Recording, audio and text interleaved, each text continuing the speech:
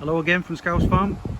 It's the weekend here and this video is mainly going to be about I'm planting some spring onions for next year. So in the side garden where the strawberries were planted, I've dug all the strawberries out because it's not a good spot for them and the slugs were just taking too many.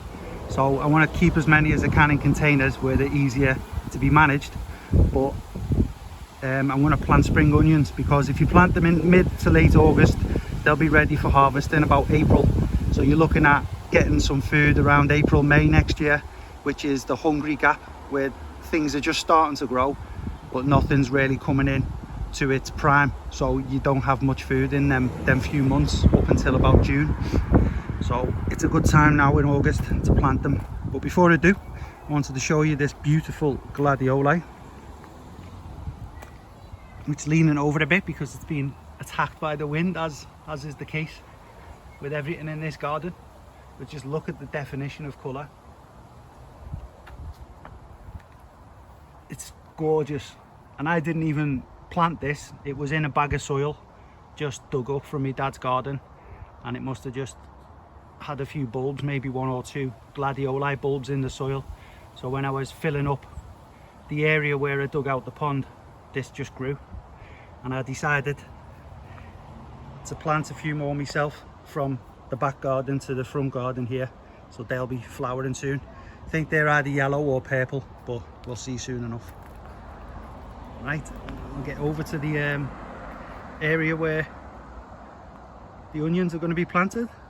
Oh, distracted again. You can see another red hot poker coming up there. So that's already flowered, that Nymphophea red hot poker, but it's sending up another flower head now, which is nice. Scan you around slowly, and where it is here, you can see I've cut the hedges back yesterday again because these prunus hedges do grow quite vigorous and they block out a hell of a lot of light there. So even though the strawberries did okay, it's not a great spot for them. And this cherry bush stroke tree is getting larger every year as well, so that also blocks out the light. But for this time of year now, get your cheap seeds. And what I've done, if you can see, it's difficult to see, but I've made two troughs, one there and one there, by just disturbing the soil. And you don't need anything intricate, you can use your finger if you want, but I just use this piece of cane, bamboo cane stick, and then all I do is just find where you want to do your planting and then just run it across. That's it, make a little hollow, and then you've got an area where you can plant the seeds. So that's what I'm about to do now. And the seeds I'm going to use are White Lisbon winter hardy. So they're going to go through winter, they're going to gain some sweetness, because in winter when it gets so cold, the plants put out more sugar molecules to try and use basically as antifreeze to stop themselves dying off. So they use a lot of energy through winter doing that by turning glucose into antifreeze, and then that sweetens up the food when you're ready to harvest the following season. And these seeds, I just spread them thinly. It's going to be, I'll give you a little indication, but you know, everyone knows how to plant a seed and I can't do it with one hand really, so I'll get a couple out if I can without wasting them.